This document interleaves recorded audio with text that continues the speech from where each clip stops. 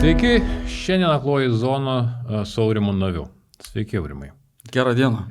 Patį pristatyti, matyt, būtų galima labai, kaip sakyti, įvairiai, ar ne? Ir strateginės komunikacijos ekspertas, ir karo ekspertas, ir psichologinių operacijų ekspertas, ir daug, tiesą pasakius, ir vietos politikas, jeigu šnekam apie savivaldybių lygmenį, ar ne? Kaip pats savęs pristatytum? Žmogus su įvairiom patirtim. O jeigu rimtai, tai taip kaip kažkada ir mane įvardėjęs yra vienas amerikiečių žaliųjų berečių pulkininkas, dabar generolas išėjęs į atsargį. Gesintuvas. Okay. Kodėl gesintuvas? Jo supratimu, jam tai gal buvo susidarę tokia, aš tada buvau atsakingas specialių operacijų pajėgose už atranką, bet jau kartu pradėjau ir operacijas planuoti ir panašiai. Ir jisai žiūrėjo ir sako, šitas žmogus, sako, yra ten, kur kyla gaisras. Ir jisai jau nusiunčiamas, tai vadas yra tikras, kad gaisras bus užgesintas. Gesintuvas. Okay, tai žodžiu, yra atitinkamo dydžio ir formato, kuris reikalingas. Tuo metu buvo mažas gesintuvėlis, toks nedidukas. Okay. Šiandien kaip tik tai prieš įrašą pasirodė ir VSD, būtent grėsmių ataskaita, ir labai greitai pasirodė ir premjero reakcija su tuo negazdinkim žmonių. Pats kaip psichologinių operacijų žinovas, taip pat strateginės komunikacijos žmogus, kur yra ta riba tarp žinojimo ir gazdinimo, nes jeigu žmonės nežinos arba gyvens su rožiniais sakiniais, tai matyt labai stipriai nepadės. Tuo tarpu, jeigu labai žmonės išsigandę, greičiausiai nustoja veikti. Kaip pats matai šitą situaciją? Režimo valstybėse režimas sako tai, ką jam patogu pranešti žmonėms.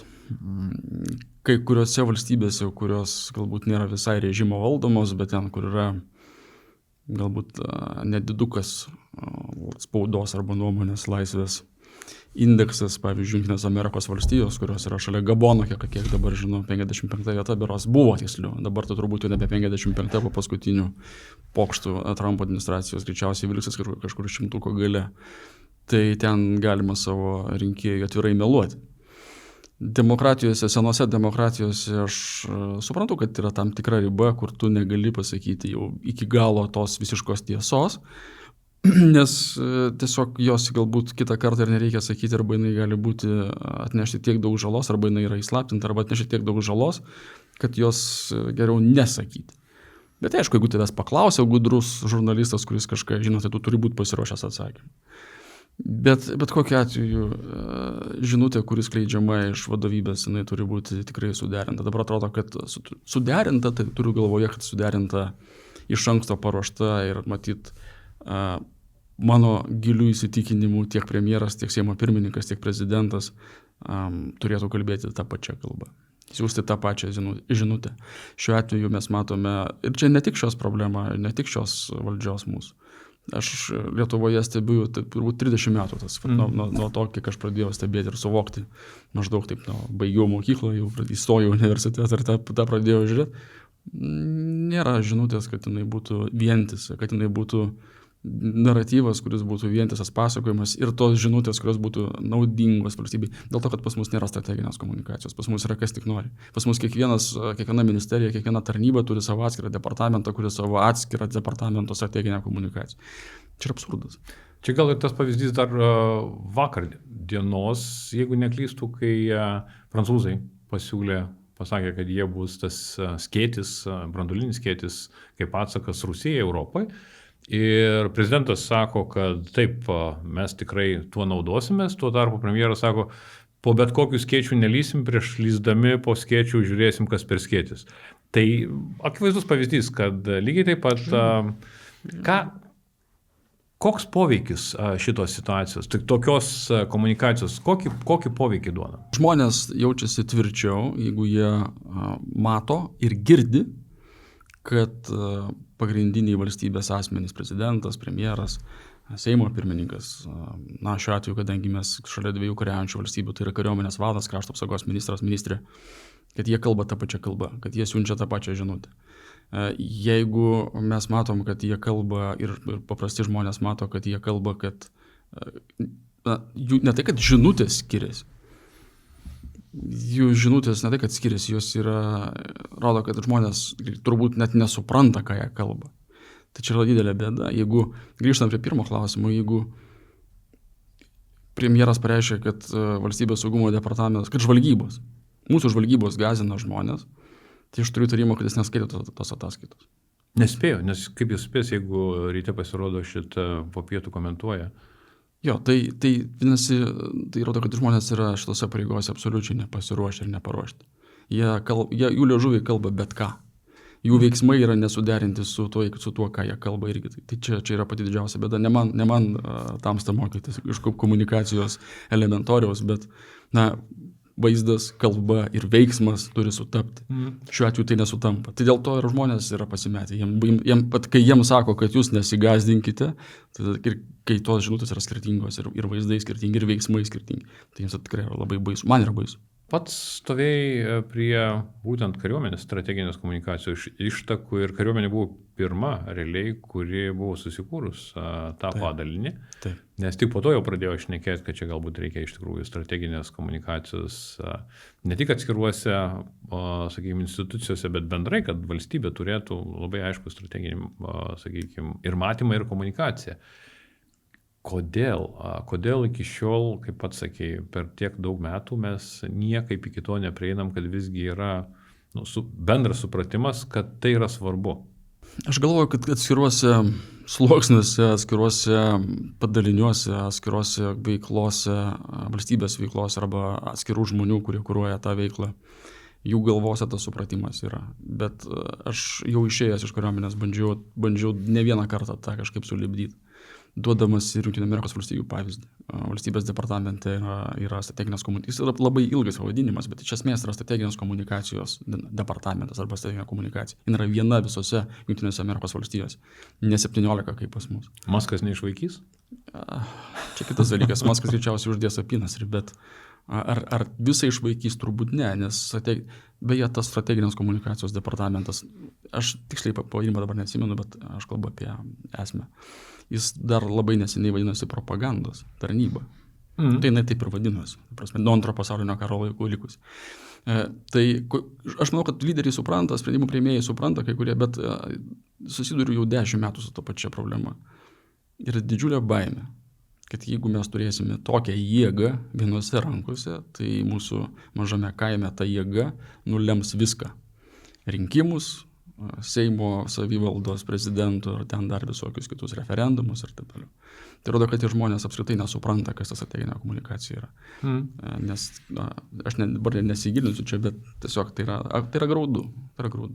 Pačiam dažnai tenka būti Ukrainoje ir aišku, tie 3 metai karo, jie tikrai, vienas dalykas, jie iškėlė labai aiškiai būtent karo ekspertus, strateginės komunikacijos, psichologinių operacijų žmonės, kurie stengiasi savo indėlį nešti tiek aiškinant, tiek, sakykime, tiek raminant, tiek sutelkiant žmonės.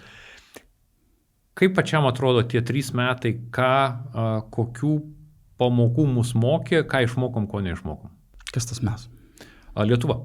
Čia Lietuvoje būtent tiek valstybės lygmenį, tiek institucijų, tiek galbūt žmonių lygmenį, nes pats daug keliauju po Lietuvą, daug skaitai, daug susitikinėjau su žmonėm, nes gargžduose giminės siunčia nuotraukas su pačiu, tai iš tikrųjų tas susitikimas su žmonėmis vis tiek jis rodo, kad tu žinai, kaip jaučiasi, kas yra, ką pasiėmė, ko nepasiėmė. Tai įdomu visais tais lygmenim. Jeigu kalbant apie tiesiog paprastus žmonės, kurie neužima tokių valstybėje svarbių pareigų, kai aš kalbu, kad paprasti žmonės, tai tie žmonės, kurie neužima valstybėje sprendimus priimančių arba kažkokių lemiančių pozicijų valdžioje. Jie per tuos 3 karo metus taip ir nesugebėjo suvaldyti savo nerimų, nesugebėjo suvaldyti baimių. Tie klausimai jiems nuolatos kyla. Kitas dalykas, jie taip ir nežino, dauguma jų, tai ko iš jų tikisi valstybė, ką jiems daryti. ką jiems daryti dabar, jie daugmaž įsivaizduoja, bet jeigu ateis diena X, tai ką tada daryti? Na, prikurta ten puslapėlių visokių, žodžiu, 702 LT ir visi kiti. Aš nenoriu jų kritikuoti, stengiasi tai žmonės, turbūt, kurie kūrė, bet yra tiek daug visokių nesąmonių. Tai yra vadovėlinių tiesų, kurios yra seniausiai, tos vadovėlius rašo žmonės, kurie gyvenime nematė tikro kareivio arba tikro karo. Ir viskas pasikeitė iš tiesų, galbūt tie vadovėliai nebuvo blogai parašyti. Ir tada žmonės, kai jie skaito ir jie sako, tu pasižiūrėk, ten yra kažkoks puslapis, praeisi ten tą kursą ir tu jau būsi pasiruošęs pilietiniam pasipriešinimui, jie pasižiūri, tada jiems dar baisu. Nes žmonės nėra kvaili. Tai šitoje vietoje iš tiesų, o mes esam toks nedidelio vakarų Europos miesto dydžio valstybė. Ir mes jeigu tokie mažam mieste nesugebam susitvarkyti, tai yra liūdna.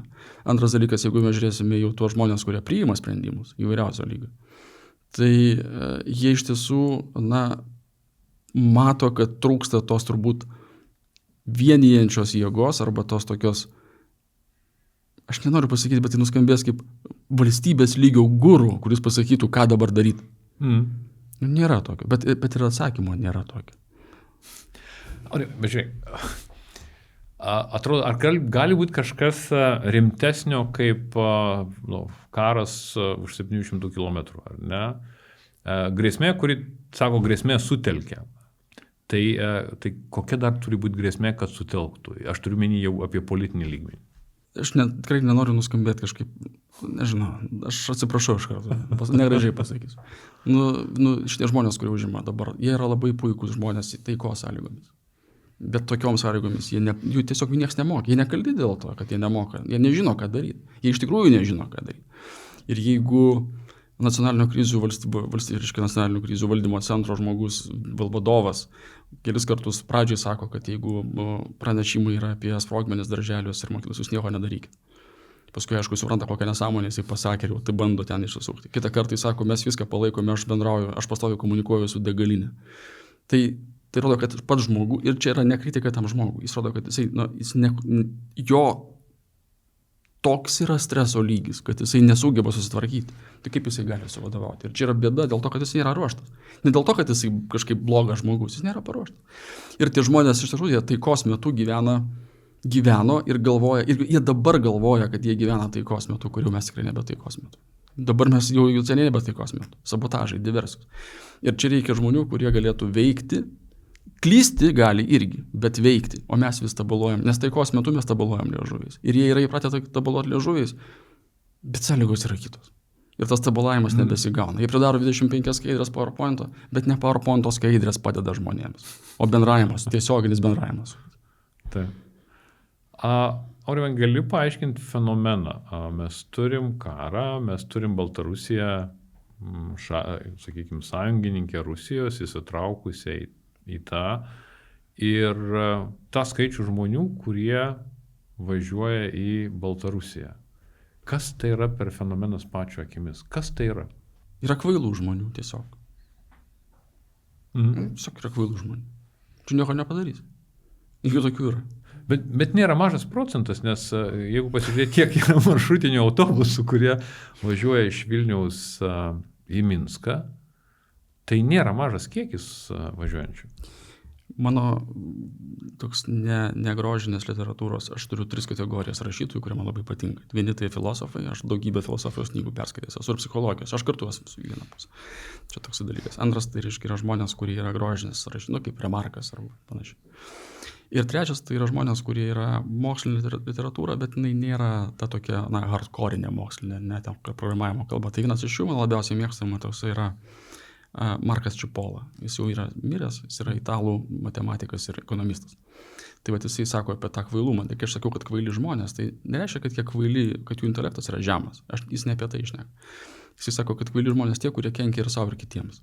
Ir jisai sako, kad jų yra labai daug. Jų yra žymiai daugiau, negu mes galime įsivaizduoti. Jų yra dauguma. O koks yra paaiškinimas psichologinis paaiškinimas, kodėl tai elgiamasi? Nesupratimas, kad tai kenkia? Dėl to, kad žmonės nori būti, išsiskirti, parodyti, kad jie kažką gali. Sau visų pirma ir kitiems. Ir kai jiems nesigauna kažkaip kitaip padaryti, tai tada jie turi pasirinkimą, aš nuvažiuosiu į Baltarusiją. O kodėl ne? Yra toksai atvirkštinis, nenoriu per daug gilintis į psichologiją, bet yra atvirkštinės reakcijos formavimas. Toks, reiškia, yra labai pasireiškiantis paaugliams. Maištaujantis paaugliai daro priešingai, negu jiems sako tėvai. Tai va tie žmonės, kurie, jie nėra brandus iš esmės. Jie yra suaugę, bet jie nėra brandus kaip asmenybės. Tai va jų elgesys pasireiškia atvirkštinės reakcijos formavimu. Man pasakė, kad geriau nevažiuoti. Tada aš nuvažiuosiu. Tai čia yra tokių dauguma. Bet kiti tarp jų, kurie važiuoja ir visą kitą, tai čia yra su tikslu, kurie važiuoja. Ir čia mes jau matom ir mūsų tikrai žvalgybos dirba ir prokuratūra, tai tie, kurie yra užverbuoti, kurie tą daro, tikėdamėsi, kad čia ateis Rusija, kad ateis jiems geri laikai, jų yra nemažai Lietuvoje. Nemažai, tai aš sakyčiau, kokie tai 10-15%. Tie vadinamieji laukikai, tas pats, kas yra Ukrainoje. Atrodo, kodėl Ukraina kariauja. Ukraina kariauja yra tikrai visiems turėtų būti aišku, kas laukia jų, nes visi mato, kas yra Charkivas, kas yra tas pats Mariupolis, kas Bučia, taip toliau. Bet netgi ten yra 10-15 tų laukikų, ždūnai, kurie laukia. Tai čia aš nematau jokio skirtumo. Tai, kad aš dar galiu pasakyti, kad šitie žmonės, kurie Lietuvoje laukia, tai jie bent jau tikrai nėra, jie netiki galbūt dėl įvairių priežasčių, kad taip gali būti, kaip yra iš tiesų Ukrainoje. Ir jie laukia, ateis, reiškia, Rusija, man bus geriau gyventi, aš su jais ten kažkaip kolaboruosiu. Jie nesupranta, kad Rusijos, netgi tie žmonės, kurie buvo Donecke, Luhanske ir kurie kolaboravo, jų pabaiga yra labai liūdna. Niekas nemėgsta išdavikų, niekas nemėgsta kolaborantų, atvirų kolaborantų. Čia taip yra ir Ukraina, ir Rusai patys nemėgsta jų. Bet grįžtant prie to klausimo, tai tas žmonių kvailumas, tas ir vėlgi nėra kalti. Sakau, tai yra norėjimas kažkaip išsiskirti, norėjimas parodyti, norėjimas į save kažkaip pastatyti ir vertinti, kad aš irgi kažką galiu. Ir aš galiu įdėti į Facebooką, kad aš buvau Minske, tada bus daug laikų. Mes gyvename labai keistam pasaulyje. Dėl technologijų, dėl to, kad kiekvienas yra žurnalistas, dėl to, kad kiekvienas yra, mes irgi su jumis dabar sėdim. Mes daug kas, visi gali prabilti, visi gali šnekėti. Ir ta technologijos leidžia mums nepaprastai daug bendravimo, išėjimo. Bet ne visi turi sugebėjimą tą padaryti. Aš prisimenu pačio, gal prieš porą metų buvo, kai Estijoje, čia prieš 3 metų dar buvau prieš karą, aš labai gerai atsimenu, kai estai pasienį sugavo grupę kontrabandistų, kurie, nes paprastai kontrabandistai tai čia tokie kaip priimami kaip tie, kurie daro kažkokį tai nelegalų verslą ir viskas yra gerai. Kaip ir nieko tokio, tiesiog pažeidimas įstatymų. Bet Estijoje tai buvo tai, kad jų tarnybos aiškiai identifikavo, kad jiems licenzija tam jų verslui yra suteikiama iš spec tarnybų iš Rusijos pusės. Taip. Ir jie, be to, kad jie dar užsidirba iš kontrabandos, jie dar renka informaciją. Taip. Pas mus, kai įvyko migrantų krizė, ar ne, ir ten viela visa siena suvėla, bet kontrabanda nesustojo. Tai reiškia, kad tai nėra vien tik tai, kaip sakyti, žmogaus, einu biškį pinigėlių užsidirbti. Kodėl pas mus visą tai, tas būtent yra žiūrima kaip ir ties pasakai žmonės labai pateisinant, to patys cigarečių kontrabanda yra 3 rinkos žaidėjas. Kodėl? Kodėl tas toks požiūris yra, kad, tai čiagi toks, čiagi nekaltas pažeidimas, iš kurio aš užsidirbu biškį pinigėlių, kaimynas užsidirba dar kažkas. Dauguma Lietuvos žmonių galvoja, kad, kiek man tenka, aš bendrauti su jais, kad apgauti valstybę tai nieko baisaus. Tiesiog. Ir čia yra ateinantis iš mūsų okupacijos laikų. Čia yra supratimas, kad aš ir taip moku daug mokesčių, aš galiu nusukti mokesčius. Aš galiu, jeigu aš užsiimu kontrabandą, tai ašgi nežudau, aš nieko nevogiu. Taip atrodo, ar ne? Bet net jeigu ir kažkur jiems ateina į galvą, kad jie apvaginėja galbūt valstybę nemokėdami atitinkamai mokesčių, taip vogti valstybė yra nieko tokio. Taip gyvena tėvai, taip gyvena mūsų seneliai, tie, kurie prisitaikė, aš kalbu. Okupacijos metu, Sovietų Sąjungos okupacijos, kai buvo mes okupuoti, mūsų tėvai prisitaikė. Mano tėvai prisitaikė, ar ne? Aš tos įgavausi kažkoks keistas, kuris čia kitaip dabar galvoju, bet kai tu gyveni prisitaikėlių šeimoje, Nes faktas, jeigu tu neprisitaikei, tai arba tave sušaudė, arba tu išvežė į Sibirą, arba tu pabėgai į užsienį. Tai jeigu tu prisitaikiai, tai tavo šeimoje yra tas pats prisitaikymo modelis. Ir tu tada prisitaikai, ką tu girdi iš savo tėvų, kad yra gerai apvogti valstybę, gerai apvogti Maskvą. Lietuvos okupuotos metu žmogus, kuris nepavogė kažko, nesusikombinavo, yra pavogti. Kažkoks nevykėlis, jis netgi blogai kažkaip gyvena. Bet kartos pasikeitė, jau yra 35 metai nepriklausomybės. Tai kas, kad kartos pasikeitė? Ar pasikeitė, čia, kad keičiasi kartos yra viena, bet modelis, ar ne, šeimose, ką jie mato. Arba aš kitaip pasakysiu, kad mūsų klausytojas suprastų. Kokia kalba keikiasi jaunimas 5 metų, pavyzdžiui, vaikai, dabar kaip važiavau čia pas jūs kieme kažkur, tai 5 metų piplys, ką jisai sako. Jis keikiasi rusiškai. Nors taip pat jis yra lietuvis, ar ne? Aš spėju, taip. Tai mes vis dar tą kalbą turime, tai vis dar okupacijos pasiekmė. Jeigu jūs paimsite žemėlapį ir pažiūrėsit Lietuvoje kalbančių rusų kalbą kiek. Kodėl? Kodėl mes nekalbam ispaniškai? Kodėl nėra, pavyzdžiui, anglų, prancūzų, lenkų, ir 4 kalba rusų? Ne, 80% mūsų gyventojų, jaunų žmonių supranta rusų kalbą. O mokyklų, kai kuriuo, bent jau reportaže esu matęs televizorių, kai yra sakoma, kad neturi mokytojų kitų kalbų, bet rusų turimo. Artūrai, jo, aš žinau, aš surasiu visada pateisinimų, kodėl, bet ką aš kalbu, ir tai yra, čia yra susijęs su psichologija. Kai mes labai gerai kalbame tą kalbą, jeigu labai gerai kalbam, o jeigu mes labai gerai kalbam, tai mes rusų kalbą labai gerai kalbam, mūsų tauta labai gerai kalba rusų kalbą, tai mes perimam tos tautos, kitos, kuria tos kalba mąstymą. Mentalitetas, taip, važiuoja. Tai aš apie tai ir kalbu. Tai, kad kartos pasikeitė, tai nereiškia, kad pasikeitė mentalitetas. Deja, mes matom tą kaimyną, kaip jis elgėsi, pavogti, nužudyti artimą ir pavogti iš jo klozetą, unitazą, ta prasme, čia yra labai, labai gerai. Aš nesakau, kad taip čia jau yra taisyklė, yra išimčių ir ne tik išimčių, yra žmonių, kurie labai jauni, kurie nemoka rusų kalbos, kurie yra fantastiški iš tiesų, tie, kurie kūrė labai gerus filmus, tie, kurie kūrė, šiaip kažką kūrė, dirba, nauji jauni žmonės, dirba korporacijose, aš pats bendrauju su tikrai nemažai, mano vyresnė daug panašiai metų, reiškia apie 25-24 metus jaunų žmonių, kurie nemoka rusų kalbos. Ir jie yra, taip, jie galbūt yra naivūs kita prasme, nes jie labai gerai aplinkoje gražioje išaugo, bet jau jie nebeturi to mentaliteto. Ir jų supratimas yra visai kitas. Jie nevoks iš valstybės, neužsiims kontrabandą, jie nevažiuos į Baltarusiją, jie supranta, kas yra tautiškumas, jie supranta, kas yra pilietiškumas, kodėl reikia balsuoti, jiems nebereikia aiškinti. Bet irgi tai yra susiję dar ir su tuo, kaip kas buvo šeimose. Mes turime atsiremti. Aš dabar noriu plėstis, bet yra 4 dalykai. Šeimos,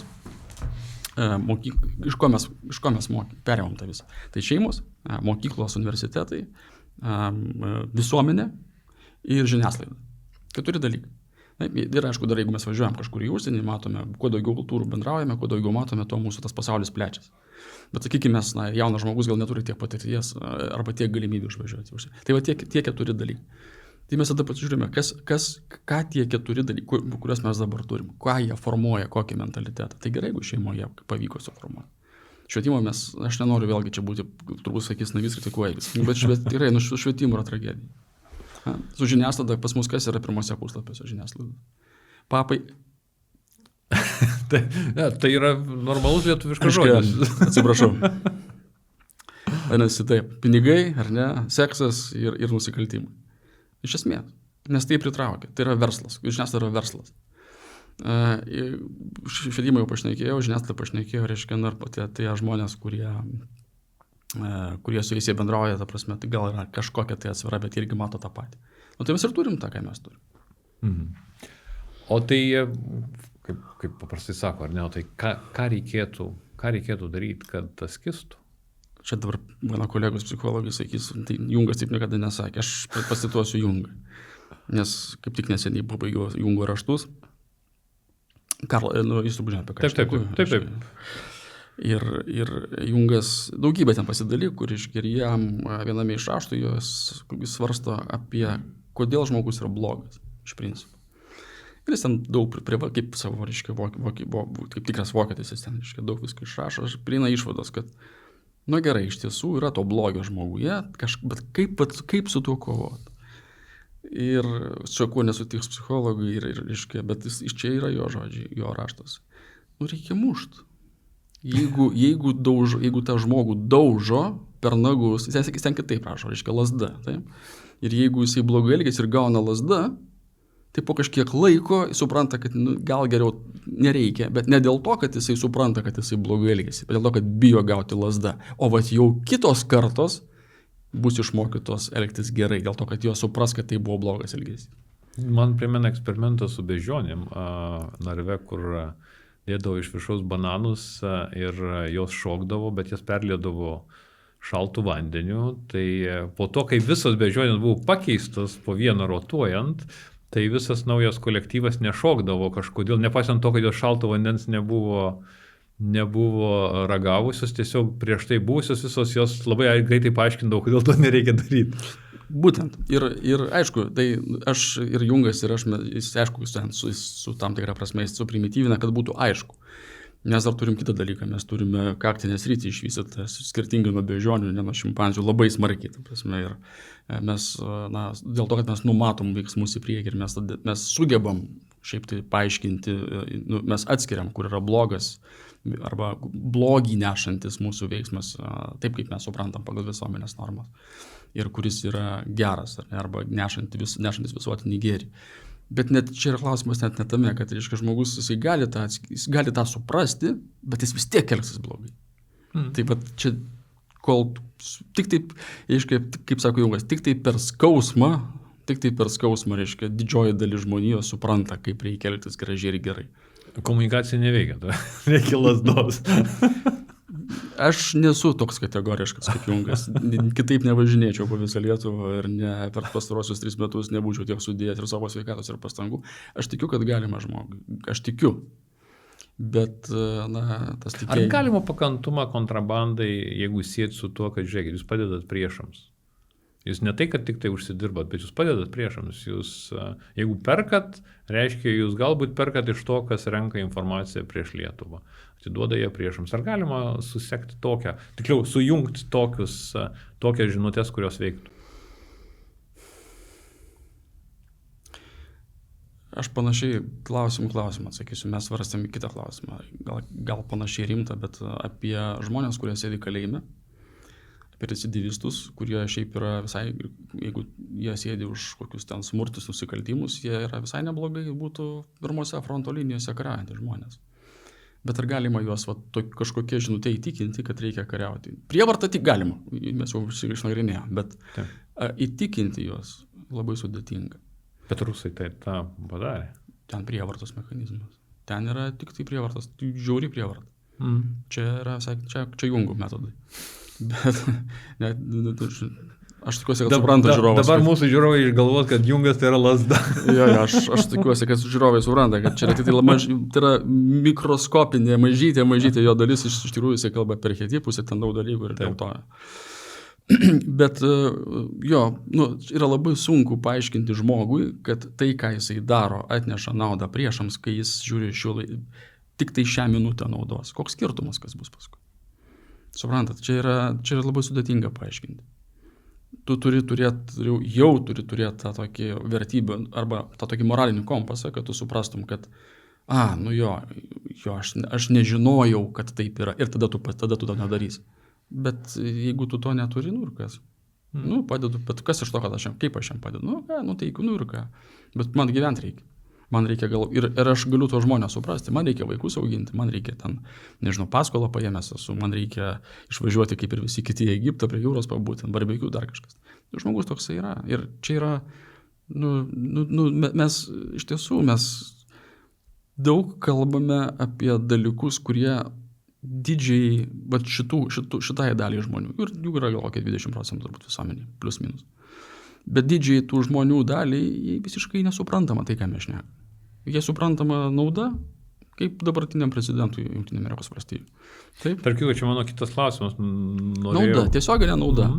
Nauda, galia, tada viskas tvarkoja, reiškia, aš suprantu tokius dalykus. O ten kažkokie svarstymai, moraliniai, pačiučiais, nelysi prie manęs su savo tą moralį. Labai gerai pats užvedėjai toliau, nes mano ir noras buvo truputėlį persikelt būtent kokį kontekstą į kokį kontekstą mes dabar įvažiuojam su visais pokyčiais Amerikoje. Ne, kai jeigu anksčiau, puikiai prisimenam, prieš 35 metus, dar prieš 20 metų, tas tam tikri standartai, kurie iš tikrųjų buvo vakarų standartai, buvo aišku, ar ne, jeigu politika elgėsi ne taip, žiūrėkit, yra standartas dabar. Dabar va šitas visas pokytis, kuris įvyko, kaip jis keičia kontekstą ir kaip pačiu galva tai atsilieps bendrai tiek pas mus politikoje, tiek požiūris į tą, kas galima, kas negalima, pačiu galva. Galbūt ne tai, kad visi vakarų politikai, aš manau, kad mūsų ta senutė Europa vis dar ten turi šiek tiek padarumo ir prisidengia savo gėdą. Iš tikrųjų, tai mes galbūt kalbame apie Jungtinės Amerikos valstijos, kurių dabartinė administracija demonstruoja, kad viskas yra perkama, parduodama, nes pagrindinis tikslas yra galia. Pinigais tu perki, iš esmės perki galią. Tu esi tada galingas, ar ne? Ir tu darai, ką tu nori. Trumpo žodžiai taip paties, aš noriu, kad čia dar prie jo rinkimo metu, aš noriu, kad Amerikos žmonės taip pat mane garbintų kaip Kim Jong-uną. Ir jiems sako, bet jį garbina dėl to, kad yra su automatais pastatyti. Man jokios skirtum. Ja, tai čia dar ir žmogaus yra, bet yra kitas dalykas, kad iš tiesų Amerika, jinai sugebėjo tą labai gerai slėpti gal, bet čia nieko naujo su Amerika. Tai yra verslas. Tai verslo dalykai yra labai labai svarbus, pinigai ir visa kita. Ir čia lyg ir taip ir kaip ir, tik tai, kad čia labai atvira forma dabar. Vakaruose galbūt aš nesakyčiau, kad dabar netgi tas toksai išryškėja. Ne, vis tiek ta prasme laikomas yra tų krikščioniškų vertybių, yra moralės ta prasme normų, kaip mes suprantam vakarų krikščioniškos civilizacijos. Bet lūžis yra didelis.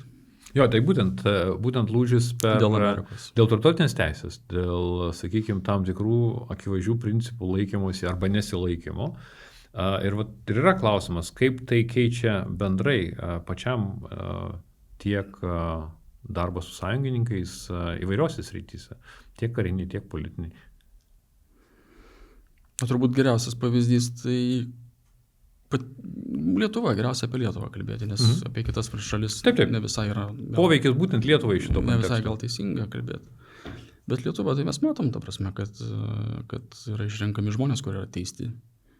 Užima pareigas labai svarbės, kurie yra premjeras, pavyzdžiui, teistas Nurkas. Tai aišku, galima pasakyti, kad tai jau savo ten bausmę atliko. Jo, tai aš suprantu, bet jisai jau yra teistas už korupcinį nusikaltimą. Žmonės, kurie sėdi kalėjime, pas mus yra Seimo nariai.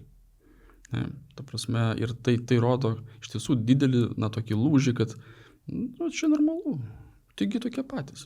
Jie tokie patys kaip aš, truputį tokie žmoniški, truputį pavagė. Taip, tada mes einam toliau, tada, reiškia, aukščiausias teismas mūsų išteisina žmogų. Bibliotekininkė tą pačią Gargždų direktorė, man buvo, ar ne, nuteisiau 150 eurų ten. O žmogus, kuris yra politikas, kuris turi kaip tik demonstruoti aukščiausią moralės standartą. Žiūrėkit, kaip yra keista. Ir tas lūžis vis gilėja. Kaip yra keista. Norint dirbti, pavyzdžiui, Igničio grupėje, tam tikrose pareigose, arba bet kokioje kitoje, reiškia, valstybės įstaigoje, kuri yra svarbi, reikalavama nepriekaištingos reputacijos. Neduok dieve, tu kažkur savo gyvenime būsi susiteršęs, kabutėse, ar ne? Bet užtenka labai mažo dalykų ir tu nebegali dirbti valstybės tarnyboje. Politikas gali būti bet kas. Vagis gali būti, korupcionierius, koks skirtumas. Čia standartas, ką jūs sako. Standartai yra visiškai dvigubi ir galbūt netgi trigubi. Ir kuo toliau, reiškia, mes tai reiškia, jeigu jisai sugebėjo išsisukti, tai jis yra gerbiamas žmogus, žiūrėk, jis sugebėjo išeiti, tai kaip tik reikia tada tai tokį žmogų išrinkti, jisai galbūt išsuks ir mūsų valstybę. Kitas dalykas, kad ką mes matom, tos pačios valstijos, ar ne, tai tada galbūt iš tiesų visai neblogai turėti tokius valstybėje sprendimų priėmėjus, lyderius, kurie galėtų bendrauti su savo lygiaverčiais. Taip kaip su Trumpu, galbūt paskui mes matysime Orbanas, kuris yra visiškai sekantis naudos. Ir jisai labai tyrai sako, ta prasme, verskit visas strėlės ant manęs, ar ne, Vengrijos žmonėms. Jūs būkit moraliai teisingi, aš būsiu tas niekšas, bet aš Vengrijai kaip valstybė sieksiu naudos. Ir taip toliau. Lietuvoje tas pats, mes nieko ne. Mes šią prasme, aš ir savo kelionėse po įvairiausius kampelius Lietuvos sakau, mes šią prasme esame patys tikriausi vakarų europiečiai. Jau. Aurimai, bet tiems, kas ar ne gerbė tokius, kurie ten kažką prasuko, pats prasisuko, visą kitą, koks bus požiūris į labai neseną kai kurių politikų bandymą kelionę į Ameriką su padirbtais bilietais? Kaip galvoji, kaip jo tikslinė auditorija turėtų šitą veiksmą įteisinti? Nebus tas, sakys, o lochas? Grįšiu prie Karlo Marko Čipolos, ekonomikos italų profesorius. Sako, jis rašo savo, reiškia, On the Loss of Stupidity. Sako, protingas žmogus neįsivaizduoja, jis žiauriai nuvertina, koks kvailas yra šiaip žmogus. Tai nebus jokios žalos, atvirkščiai. Tai prasme, šitie žmonės kaip tik sakys, vargšą pasityčiojo pagavo ir turi būti nubausti. Premjeras tą pasakė, kad tas, kuris Žinoma. buvo organizatorius, tai yra Jisai blogesnis negu... Aišku, tai bet aš tą ir sakau. Tai visada yra lengviau rodyti į kitą pirštą. Visada.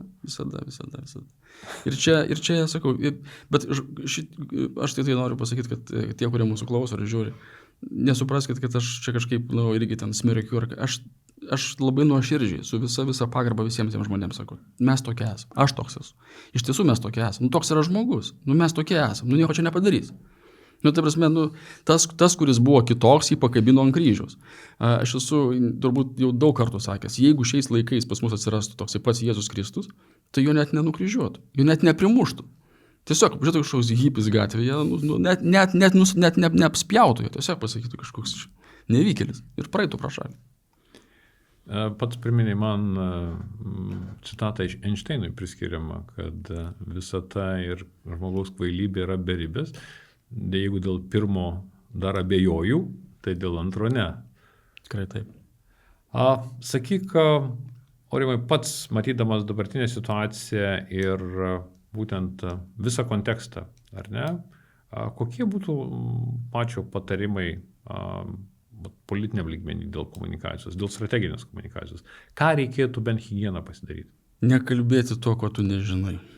Čia yra pirmas, turbūt pats paprasčiausias dalykas. Užklumpa žiniasklaidos atstovai, jie visada turi kažkokių klausimų ir tada žmogus žino, nežino, jisai bando išsisukti ir bando atsakyti taip, kad lyg ir maždaug kažkur pataikytų. Tai čia yra bėda. Iš karto galiu pasakyti. Čia yra absoliučiai kelias į visišką bėdą. Kitas dalykas, padarykit vieną medijos centrą. Dabar yra įkurtas medijos centras, medija opsa kariuomeniai, bet aš turiu galvoje, kad vyriausybės lygiai ar prie kanceliarijos, ar gal prezidentūros. Aš nenoriu cenzūros. Aš tik sakau, kad šitie turėtų bent kiekvieną savaitę kažkokią tai mažą suvestinę atmintinę, kur ta mūsų valstybė eina. Nes mes turime sutarti kartu. Ir komunikuoti taip, kad būtų, nes dabar mes atrodom labai siaubingai. Aš kalbu, kad komunikuoti nebūtinai sakyti. Elgtis taip, veiksmai labai daug ką mūsų rodo. Diplomatija mūsų labai daug ką rodo ir taip toliau, ir taip toliau. Tai vat, kad bent būtų minimalūs tokie dalykai, kad šitie žmonės, kurie yra užima reikšmingiausias pozicijas valstybėje, kad jie čia bent jau karo akivaizdoje, dvi valstybės šalia mūsų yra kariaujančios, turim sienas, kad jie bent čia sutartų esminiais klausimais. Nes dabar atrodo ne tik, kad graudžiai. Aš žinau, kad jeigu aš būčiau Kremliuje, aš turbūt man nereikėtų nieko, aš jokių tai minuose, aš ten juokčiausi kiekvieną dieną. Nes sako, 5-6% gynybai vieną kartą pasako, kad ne, mes neturim pinigų, kai sako, mes nesutarėm. Tai čia yra absurdas, ta prasme, čia yra baisu. Ir jeigu šitie žmonės, ta prasme, atsakingai pagalvotų, kokias pareigas užima. Ne? Ir kad tai yra, jie negali ateiti ir bile ką pasakyti. Aš čia galiu bet ką šnekėti. Ir tai dar galvoju, kad gal reikėtų pataikyti kažkiek tai. Bet jų žodžiai ir ypatingai turi būti atsakingi. Bet kažkodėl jiems taip neatrodo. Čia man pabaigai primena, kai buvusi Seimo pirmininkis ir vicepirmininkas dabartinės vieną įrašą socialiniam tinkle, kai prezidentas labai kvietė visus būti kaip vienas kumštis, tai po susitikimo būtent matyti dėl to, kai mato, kaip kas komunikuoja, kas ką daro, jinai parašė, kad tam kumštį jinai mato vieną pirštą atlenktą. kas labai aiškiai simbolizuoja požiūrį, ar ne, į tą, kas vyksta būtent iš vienos ar kitos institucijos. Ačiū, Aurimai, pačiam už laiką. Buvo iš tikrųjų, matyti, su pačiu būtų galima dar 10 kitų temų šnekėti, bet ačiū labai už laiką, už pačio įžvalgas, tikrai labai įdomu. Mūsų žiūrovams ir klausytojams linkim gero žiūrėjimo ir iki kitų susitikimų.